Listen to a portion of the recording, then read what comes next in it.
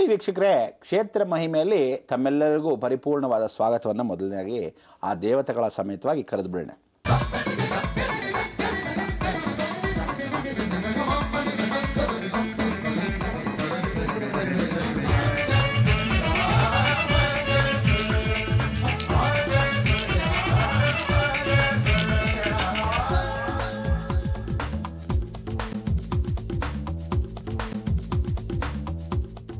ನೋಡಿದ್ರೆ ದೇವತಾ ಅನುಗ್ರಹ ಯಾವತ್ತೂ ಹೀಗೆ ಇರಬೇಕು.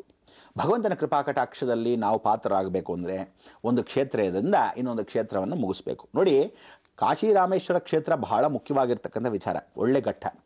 ಕಾಶಿ ರಾಮೇಶ್ವರ ಕ್ಷೇತ್ರದಲ್ಲಿ ಕಾಶಿಗೆ ನಾವು ಹೋಗೋಕ್ಕೆ ಮೊದಲು ರಾಮೇಶ್ವರಕ್ಕೆ ಹೋಗಬೇಕು. ರಾಮೇಶ್ವರದಿಂದ ಕಾಶಿಗೆ ಹೋಗಿ ಕಾಶಿಯಿಂದ ಮತ್ತೆ ರಾಮೇಶ್ವರಕ್ಕೆ ಬಂದು ನಮನವನ್ನು ಮಾಡಬೇಕು. ಕರ್ಮವನ್ನು ಕಳ್ಕೊಂಡು, ಅಂದರೆ ಹುಟ್ಟಕ್ಕೆ ಮೊದಲು ಅಬಾರ್ಷನ್ಸ್ ಆಗ್ತಕ್ಕಂಥದ್ದು, ಬೇಕು ಅಂತ ಮಗುಗಳನ್ನು ತೆಗೆದಿರೋರಿಗೆ ಹುಟ್ಟು ಮಧ್ಯದಲ್ಲಿ ಪರಿವರ್ತನೆ ಮಾಡ್ಕೊಳ್ಳೋಕ್ಕೆ ರಾಮೇಶ್ವರ.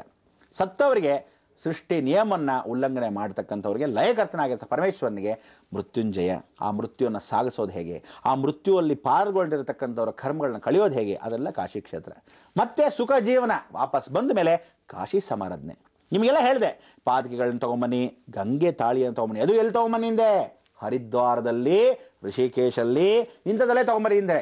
ಕಾಶಿಯಲ್ಲಿ ಮಾತ್ರ ಗಂಗೆ ತೊಗೋಬೇಡಿ, ವಾಸನೆಗಳು ವಾಪಸ್ ತಂದ್ರೂ ಮನೆಗೆ ಪರಿಪೂರ್ಣ ಆಗಲ್ಲ. ಇದಕ್ಕೆಲ್ಲ ಸಾಕ್ಷಿ ರೂಪವಾಗಿ ನೀವು ತೊಗೊಂಬಂದಿರ್ತಕ್ಕಂಥ ಆ ಗಂಗೆನ ಮನೇಲಿ ತೊಗೊಂಬಂದಾಗ ಇಡ್ತಕ್ಕಂಥದ್ದು ದೇವ್ರ ಮನೇಲಿ ಪಾದಕೆಗಳನ್ನ ತೊಗೊಂಬಂದಿದೆ. ಪಾದಕೆಗಳು ಏನು ಮಾಡ್ತೇವೆ ಗೊತ್ತಾ? ಪುಟ್ಟದಾಗೆ ಸಾಕು, ಸಣ್ಣದಾಗೆ ಅಂತಲ್ಲ. ಪಿಂಡಾಂತರಗಳನ್ನು ಮನೆಯಲ್ಲೇ ಮಾಡಿಸ್ತಕ್ಕಂಥವ್ರು, ಅನುಕೂಲ ಇರತಕ್ಕಂಥವ್ರು, ಮನೆ ಚಿಕ್ಕದಂಥ ದೊಡ್ಡದಾಗಿರ್ತಕ್ಕಂಥವ್ರಿಗೆ ಆ ಮನೆಯಲ್ಲಿ ಅರ್ಚಕರನ್ನ ಕರೆದು ನಮ್ಮ ಕರ್ಮಗಳನ್ನೆಲ್ಲ ಕಳ್ಕೊಳ್ಳೋಕ್ಕೆ ವ್ಯವಸ್ಥಿತವಾಗಿ ಆ ವರ್ಷಕ್ಕೆ ಒಂದ್ಸರಿ ಬರುತ್ತೆ ಆ ಪಿಂಡ ಇಡೋ ಸಮಯಕ್ಕೆ ಅಂಥೇಳಿ ಪಾದಕೆಗಳನ್ನ ತರ್ತಾರೆ. ಕೆಲವರು ಒಳ್ಳೆ ಪಾದಕೆಗಳನ್ನ ತಗೊಂಬಂದು ಮನೆಯಲ್ಲಿ ಇಟ್ಕೊಳ್ಳೋದು. ವಿಷ್ಣು ಪಾದ ಯಾವತ್ತೂ ತಿಳ್ಕೊಳ್ಳಿ ಬಲಗಾಲೇ ಇರುತ್ತೆ. ಬಲಗಾಲಿರೋ ಪಾದಗಳನ್ನೇ ಅದು ತೊಗೊಂಡ್ರೆ ಮೀನು, ಅದಾದಮೇಲೆ ರಂಗೋಲಿ ಇರುತ್ತೆ, ಅದಾದಮೇಲೆ ಲಕ್ಷ್ಮೀ ಯಂತ್ರ ಇರುತ್ತೆ, ಶ್ರೀಚಕ್ರ ಇರುತ್ತೆ, ಎಲ್ಲವೂ ಶಂಕು ಚಕ್ರ ಸಮೇತ ಗದ್ದ ಪದ್ಮ ಅಂತೇಳಿ ಆ ವಿಷ್ಣು ಪಾದ ಅಂತ ಭಾಳ ಚೆನ್ನಾಗಿರುತ್ತೆ. ಕಮಲದ ಹೂಗಳು ಸುತ್ತಲೂ ಹಾಕಿರ್ತಾರೆ. ಆ ಪಾದಕೆಯನ್ನು ಮನೇಲಿ ಇಟ್ಕೊಂಡು ಪ್ರಾರ್ಥನೆ ಮಾಡೋ ಸಾಕಂತೆ ಪಿತೃಗಳು ಭಾಳ ಸಂತೋಷ ಪಡ್ತಾರೆ ಅಂತ ಆ ಪಾದಕೆಗಳು. ಅದಾದಮೇಲೆ ನಿಮ್ಗೆ ಹಾಗೂ ಹೇಳಿದ್ದೆ, ಸಿದ್ಧಗಂಗೆ ಮಠದ ಸ್ವಾಮಿಗಳ ಹತ್ರ ಹೋಗಿ ಪಾದಕೆಗಳನ್ನ ಪೂಜೆ ಮಾಡಿಸಿ ನಮಸ್ಕಾರ ಮಾಡಿಕೊಂಡು ಪುಟ್ಟ ಪಾದಕೆಗಳನ್ನ ಆದರೂ ಸರಿ, ಅವ್ರಿಗೆ ಹಾಕಿರೋ ದೊಡ್ಡ ಪಾದಕೆ ಆದರೂ ಸರಿ, ಪುಟ್ಟ ಪಾದಕೆ ನಿಮ್ಮ ಕೈಲಿ ಯಥಾಶಕ್ತಿಯಾಗಿರ್ತಕ್ಕಂಥದ್ದು 2 ಪಾದಕೆಗಳನ್ನ, ಸಣ್ಣದಲ್ಲ 2 ಪಾದಕೆ ಅಂತದ್ದೆಲ್ಲ ತೊಗೊಂಬನ್ನಿ ಅಂತ ಹೇಳಿದ್ದೆ. ಯಾಕೆಂದರೆ ಗುರು ಅನುಗ್ರಹಕ್ಕೆ, ಇದು ಕರ್ಮಾನುಗ್ರಹಕ್ಕೆ. ಸೊ ನೋಡಿ, ಪ್ರತಿಯೊಂದು ಯಾವ್ಯಾವ ಪಾದಕೆಗಳು, ಯಾವ್ಯಾವ ರೀತಿಯಾದ ಪಾದಕೆಗಳು ಮನೇಲಿದ್ದಾಗ ಇಷ್ಟು ಪಾದ ದರ್ಶನವಾಗಲೇ ಸರ್ವದೋಷ ಪ್ರಾಯಶ್ಚಿತ್ತ. ಅದಕ್ಕೆ ಹೇಳೋದು ಗುರುಮುಖೇನ ದೇವದರ್ಶ್ಯಾಮಿ ಅಂತ. ಪಾದಕ ಪೂಜೆ ಕರ್ಮ ಅಣ್ಯೇವ ಅಧಿಕಾರಸ್ಯ ಮಾ ಫಲೇಶು ಕದಾಚನಂದ ವಿಷ್ಣು ಪಾದ. ಅದಕ್ಕೆ ಆ ಕರ್ಮಚಲನೆ ಪರಿವರ್ತನೆ ಮಾಡ್ಕೊಳ್ಳೋಕ್ಕೆ ಈ ವಿಷ್ಣು ಪಾದವನ್ನು ಮನೆ ಇಟ್ಕೊಳ್ಳಿ ಅಂತ.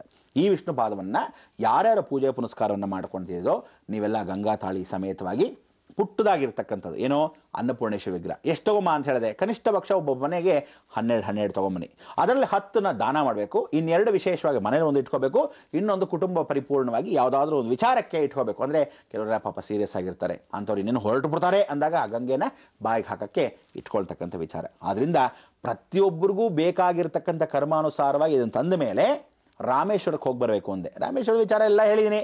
ರಾಮೇಶ್ವರಕ್ಕೆ ಹೋಗಿ ಬಂದು ಎಲ್ಲ ಸ್ಮರಣೆ ಮಾಡ್ಕೊಂಡು ಬರೋದು. ಆದರೆ ಕಾಶಿಯಿಂದ ತಂದಿರತಕ್ಕಂಥ ಗಂಗೆ ಒಂದು 5 ಲೀಟರ್ ಕ್ಯಾನಲ್ ತೊಗೊಂಬಂದಿದ್ನಲ್ಲ, ಅದನ್ನೇ ಎತ್ಕೊಂಡು ಹೋಗಿ ನೀವು ಅರ್ಧ ಮಾಡಿಕೊಂಡು ಅಲ್ಲಿ ಗಂಗೆಯನ್ನು ಅಭಿಷೇಕವನ್ನು ಮಾಡಬೇಕು. ಗಂಗೆಯನ್ನು ಎತ್ಕೊಂಡ್ಬಂದು ರಾಮೇಶ್ವರ ತೀರ್ಥವನ್ನು ರಾಮೇಶ್ವರಕ್ಕೆ ಅಭಿಷೇಕ ಅಲ್ಲಿ ತಿರುಗಿ ತೊಗೊಂಬರ್ಬೇಡಿ. ರಾಮೇಶ್ವರಕ್ಕೆ ಅಭಿಷೇಕ ಮಾಡಿ ಸಾಕು. ಆ ರಾಮನಾಥೇಶ್ವರ, ರಾಮ ಪೂಜೆ ಮಾಡಿರೋ ಈಶ್ವರ ಬಹಳ ಸಂತೋಷ ಪಡ್ತಾನೆ. ಯಾಕೆಂದರೆ ದಕ್ಷಿಣದಲ್ಲಿರ್ತಕ್ಕಂಥವ್ರಿಗೆ ಉತ್ತರ ಪ್ರಾಂತದಲ್ಲಿ ನಮ್ಮಿರ್ತಕ್ಕಂಥ ಬಾಂಧವ್ಯ, ಉತ್ತರದಲ್ಲಿರ್ತಕ್ಕಂಥವ್ರಿಗೆ ದಕ್ಷಿಣದ ಪ್ರಾಂತದ ಬಾಂಧವ್ಯ. ಅದಕ್ಕೆ ಎರಡೂ ಬಾಂಧವ್ಯದಲ್ಲಿ ಕಾಶಿ ವಿಶ್ವನಾಥ, ರಾಮೇಶ್ವರ ಎರಡೂ ಆ ರಾಮನಾಥೇಶ್ವರ, ಕಾಶಿ ವಿಶ್ವನಾಥ ಇಬ್ಬರನ್ನ ಒಂದು ಪಟವನ್ನು ಮನೇಲೇ ಇಟ್ಕೊಂಡಿರ್ತೀವಿ, ನಮಸ್ಕಾರ ಮಾಡ್ತೀವಿ. ಯಾರ್ಯಾರ ಮನೇಲಿ ಕಾಶಿ ರಾಮೇಶ್ವರ ಯಾತ್ರೆಯನ್ನು ಮಾಡ್ಕೊಂಬಂದಿರೋರು ಕಾಶಿ ಸಮಾರಾಧನೆ ಮಾಡಬೇಕು. ಈ ಕಾಶಿ ಸಮಾರಾಧನೆ ಬಹಳ ವಿಶೇಷ. ಹೇಗೆ ಮಾಡಬೇಕು ಎತ್ತ ಅಂತ ನಾನು ಖಂಡಿತ ತಿಳಿಸ್ಕೊಡ್ತೀನಿ, ಆದರೆ ಇವತ್ತಲ್ಲ ನಾಳೆ. ಆದ್ದರಿಂದ ಕ್ಷೇತ್ರ ಮಹಿಮೆಯಲ್ಲಿ ಇಷ್ಟೆಲ್ಲ ವಿಚಾರ ತಿಳಿಸ್ಕೊಂಡಿದ್ದೀನಿ. ಕಪಿಚೇಷ್ಟೆ ಬಿಟ್ಟು ಗಂಭೀರತೆ ಬೇಕು. ಜೀವನದಲ್ಲಿ ಯಾವತ್ತೂ ತಿಳ್ಕೊಳ್ಳಿ, ಯಾವ ಕಾರಣಕ್ಕಾದರೂ ಒಳ್ಳೆಯದನ್ನು ಮಾತ್ರ ತಗೋಬೇಕು, ಕೆಟ್ಟದನ್ನು ಬಿಡಬೇಕು. ಕೆಟ್ಟದನ್ನು ಯಾವ ಕಾಲಕ್ಕೂ ಅಭ್ಯಾಸ ಮಾಡ್ಕೋಬಾರ್ದು, ಬೇರೆಯವ್ರಿಗೂ ಹೇಳ್ಕೋಬಾರ್ದು. ಒಳ್ಳೆಯದನ್ನು ಮಾಡೋಕ್ಕಾದರೆ ಖಂಡಿತ ಮಾಡಿ. ಅಕಸ್ಮಾತ್ ಒಳ್ಳೇದು ಮಾಡೋಕ್ಕಾಗಿಲ್ವಾ, ಬಾಯಿ ಮುಚ್ಕೊಂಡು ಕೂತ್ಕೊಂಡಿರಬೇಕು. ಕೆಟ್ಟದನ್ನು ಮಾಡೋಕ್ಕೆ ಹೋಗಬೇಡಿ. ಕೆಟ್ಟದನ್ನು ಮನಸ್ಸಲ್ಲಿ ಕೂಡ ಸ್ಮರಣೆ ಮಾಡ್ಕೋಬೋದು. ಯಾಕೆಂದರೆ ಜೀವನದಲ್ಲಿ ಕರ್ಮನ ಕಳೀತಕ್ಕಂಥ ಭಗವಂತ ನಿಮ್ಮಲ್ಲೇ ಇರ್ತಾನೆ.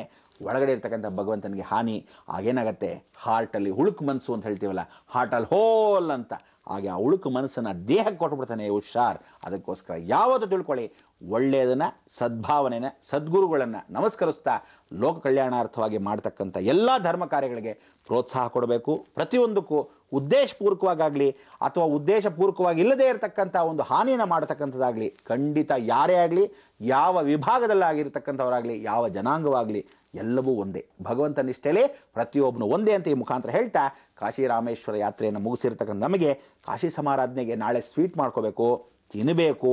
ಭಾಳ ಮುಖ್ಯವಾಗಿರ್ತಕ್ಕಂಥ ನಾಳೆ ವಿಚಾರ ತಿಳಿಸ್ತೀನಿ. ಆದರೆ ಇವಾಗ ಮೇಡಮ್ ಅವರು ಸ್ವಲ್ಪ ಮಾತಾಡ್ತಾರೆ.